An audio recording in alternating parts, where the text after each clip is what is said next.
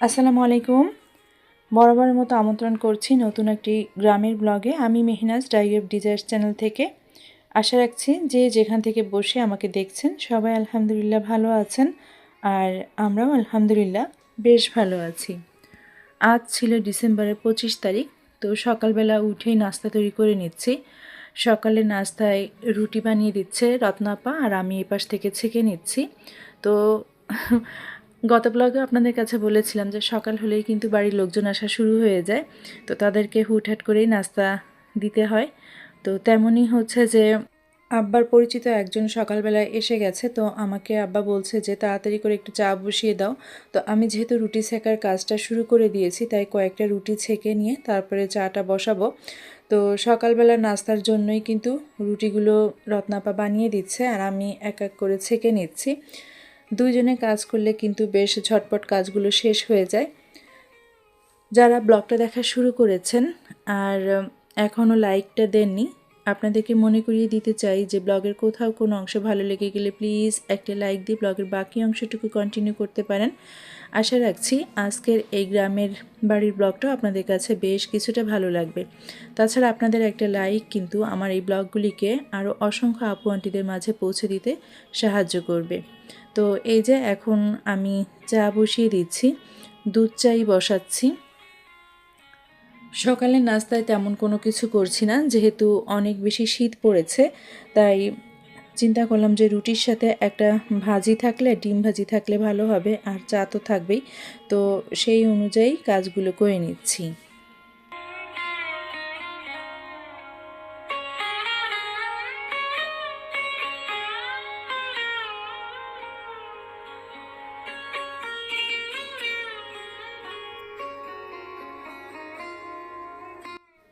গত রাতের কিছুটা সবজি ছিল, তো সেই সবজিটাই আমি গরম করে নিচ্ছি, নতুন করে আর করছি না। রত্নাপা বলছে যে ভাবি নতুন করে কি সবজি কেটে দিব কিনা, তো আমি বললাম যে না, এই সবজিটাকেই শেষ করি, শুধু শুধু রান্না করলে তো আবারও থেকে যাবে।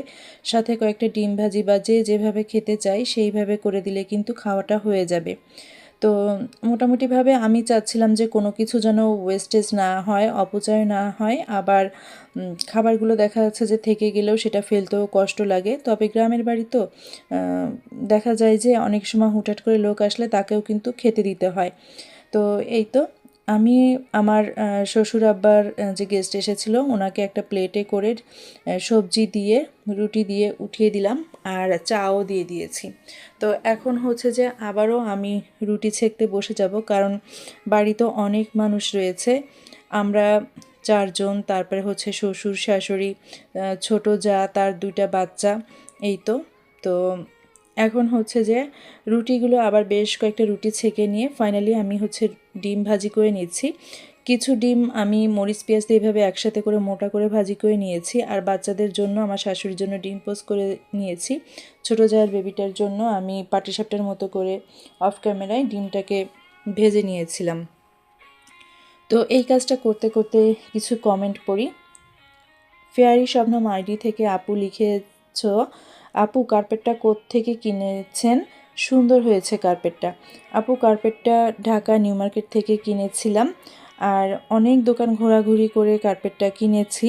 সব দোকানে কার্পেটটা 4500 টাকা প্রাইস চেয়েছে। অবশেষে কিন্তু আমরা যেখান থেকে কার্পেটটা নিয়েছিলাম সেই ছেলেটার বাড়িও ছিল যশোরে, তো ওর কাছ থেকে অনেক দামাদামি করে কার্পেটটাকে 2300 টাকায় আমি আনতে পেরেছিলাম। তারপরে আমি আরও কয়েকজন আপুর কমেন্ট পড়ব। বন্ধন আইডি থেকে আপু লিখেছ, আপু তুমি গোপালগঞ্জ যে জায়গাটার নাম বললে আমি ওর খুব কাছেই থাকি, মাত্র 10 মিনিট লাগে আমার বাসা থেকে। খুব ভালো লাগলো শুনে যে তুমি আমাদের এলাকার মানুষ, খুব কাছের মানুষ, এটা ভেবে আর তোমার সঙ্গে দেখা করতে খুব ইচ্ছে করছিল। এত কাছাকাছি ছিল অথচ দেখা হলো না। অনেক অনেক ধন্যবাদ আপু তোমাকে। আমিও তো জানি না আসলে তুমি আমার এত কাছে থাকো, তো থাকলে হয়তো বা দেখা করতাম। তো ইনশাল্লাহ নেক্সট টাইম কোনো সময় হবে। খুব বেশি ভালো থাকো আপু, এত সুন্দর কমেন্ট করেছো, আর আমি জানি তুমি আমার নীরব দর্শক, তবে আশা করছি মাঝে মধ্যে একটু কমেন্ট করে আমাকে উৎসাহিত করবে। আচ্ছা, এভেলুনা আইডি থেকে সেতু আপু লিখেছ, খুব ভালো লাগলো আজকের ব্লগটা। তোমার কাজ দেখতে তো সবসময় ভালো লাগে, কিন্তু আপু আমি ভাবছিলাম কয়েকটা দিনের জন্য বেড়াতে গিয়েও কত কাজ করতে হচ্ছে। আমাদের মেয়েদের কোনো ছুটি নেই, যাক এই কাজের মধ্যেই আনন্দ আছে। অসংখ্য ধন্যবাদ আমার সেতু আপু।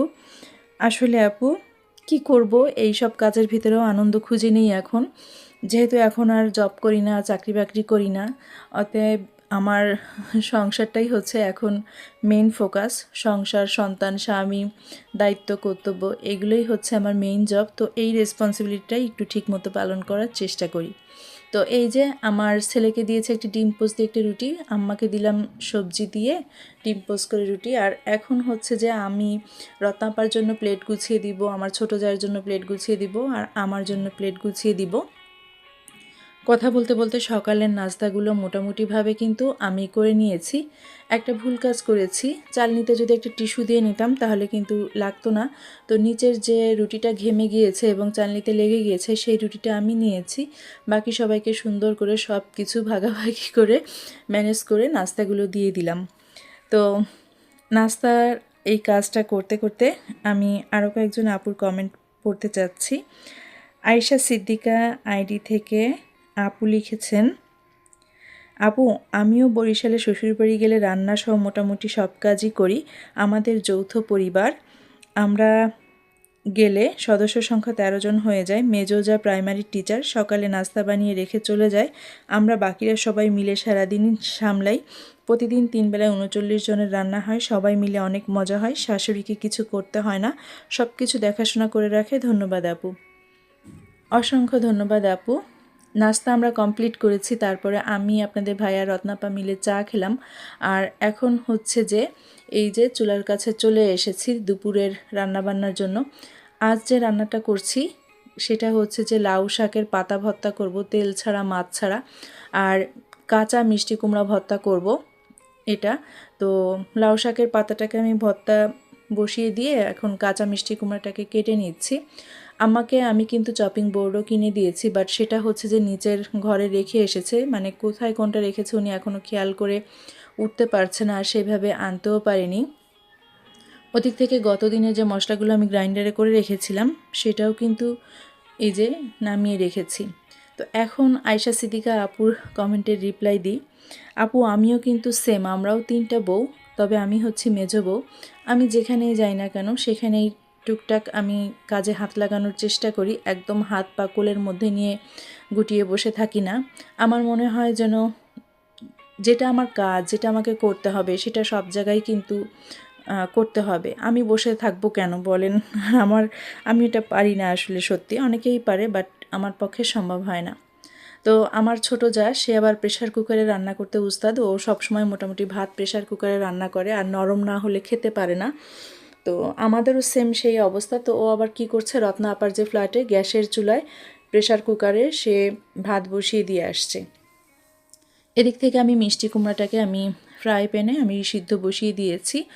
আর গরু মাংস বালতিতে ভিজিয়ে দিয়েছে রত্না আপা, এটা ছাড়লেও আমি রান্না করে নিব।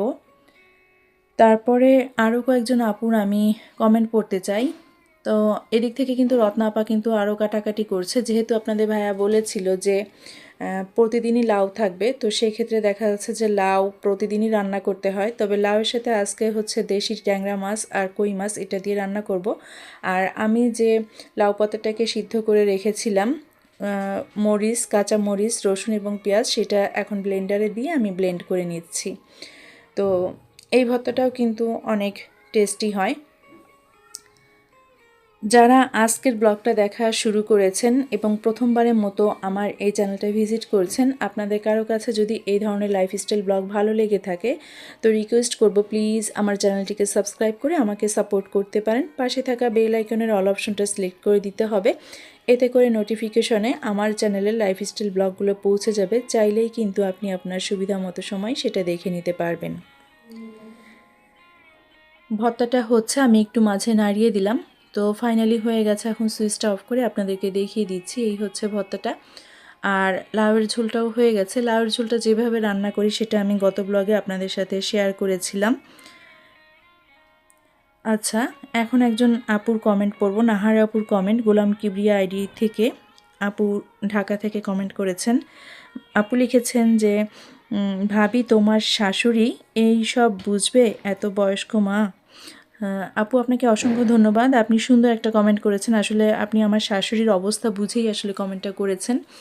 উনি আসলে অনেক বয়স্ক, তারপরও একটু বুঝিয়ে দিয়ে আসলাম, যেহেতু আম্মা নিজেই কাজ করবে, অনেক সময় দেখা যাচ্ছে যে নিজে সেটা বুঝে রাখলে ওনার পক্ষে সুবিধা হবে। তবে আপনি যেটা নিয়ে টেনশন করছেন আমিও সেটা নিয়ে টেনশন করছি আসলে, যে কতটুকু বুঝবে, কতটুকু করতে পারবে। আর তাছাড়া উনি ভীষণ অসুস্থ, এইরকমই আর কি।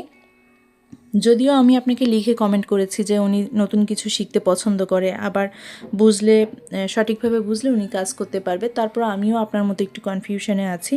অসংখ্য ধন্যবাদ নাহার আপু, আপনি আমার ব্লগ দেখে আমাকে কমেন্ট করেছেন।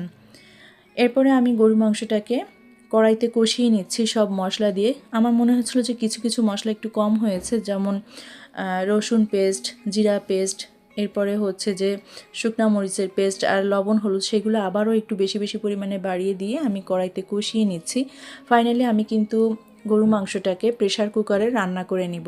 প্রেশার কুকারে কয়েকটা সিটি দিয়ে নামিয়ে তারপরে আবারও কড়াইতে নামিয়ে দিব। আমি এমনটা করেই কিন্তু বাড়িতে গরু মাংসটা রান্না করেছিলাম।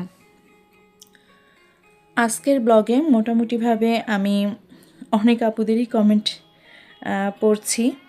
আমার কাছেও ভালো লাগছে যে আপুরা আমার ব্লগ দেখে আমাকে ভালোবেসে একটা কমেন্ট করেছেন। আর আপনাদের সাথে কথা বলতে পারলে সত্যি আমারও ভীষণ ভালো লাগে। অর্পিতা দে জয়ী আইডি থেকে দিদি লিখেছ, তোমার ভিডিও খুব ভালো লাগে, লাইক করে পুরো ভিডিও দেখলাম, আমাদের বাড়ির সবাই টিচার, আমিও। অসংখ্য ধন্যবাদ আমার টিচার আপু, অসংখ্য ধন্যবাদ, এত সুন্দর একটা কমেন্ট করেছেন।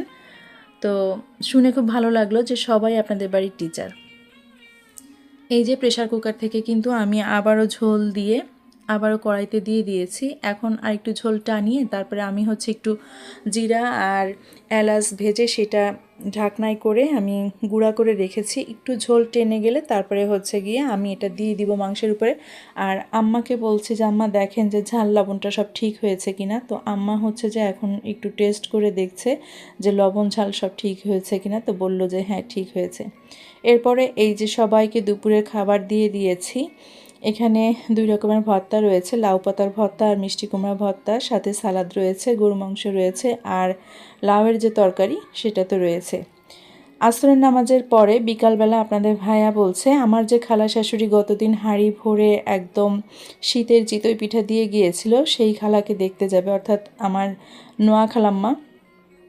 নোয়া খালাম্মা হচ্ছে সেজজনের 3 নম্বর খালাম্মার পরে হচ্ছে উনি।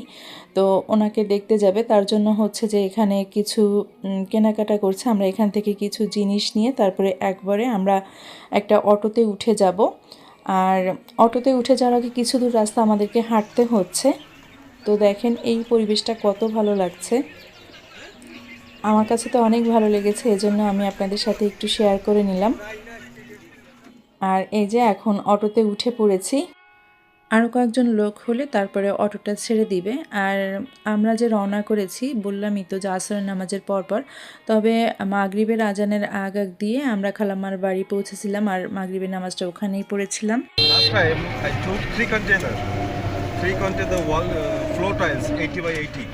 The same item, the same quantity. Do you have in stock? Tomorrow, maybe have tomorrow. Took it. Yes, the same item and same quantity. You check. Just you will check the last PI. Then tomorrow morning. Okay. Okay. Thank you. Bye-bye.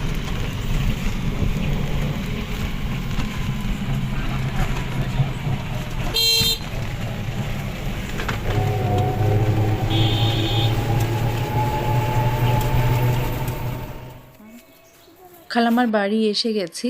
আর এভাবেই কিন্তু দিনরাত জীবিকার তাগিদে আমার হাজবেন্ডকে ফোনে সব সময় তার সাপ্লায়ারদের সাথে এভাবে কথা বলতে হয়। কি হয়েছে মামা? কি হয়েছে? পা চিনচিন করে। পা ছিনছিন করে।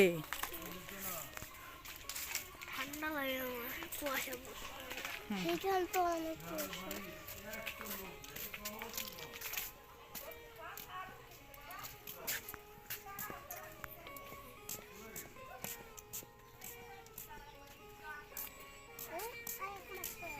বন্ধ।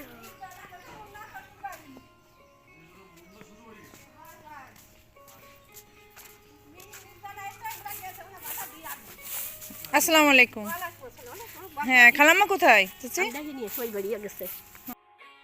তো আপনাদেরকে গত ব্লগে বলেছিলাম যে আমার এই খালাম্মার ছেলের 16 ডিসেম্বর বিয়ে হয়েছে।